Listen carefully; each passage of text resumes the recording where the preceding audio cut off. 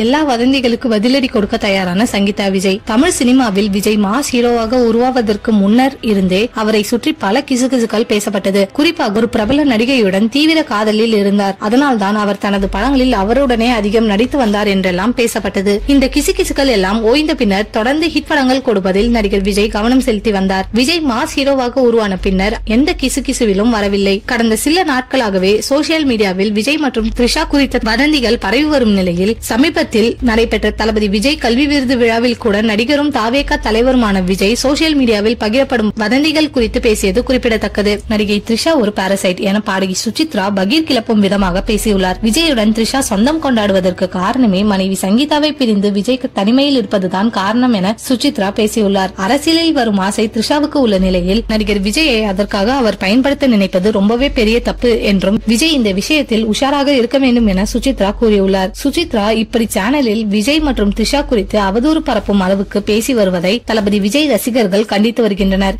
எல்லா வதந்திகளுக்கும் பதிலடி கொடுக்கும் விதமாக கோட் படத்தின் ஆடியோ விழாவில் சங்கீதா கலந்து கொள்ள இருப்பதாக செய்திகள் வருகின்றது.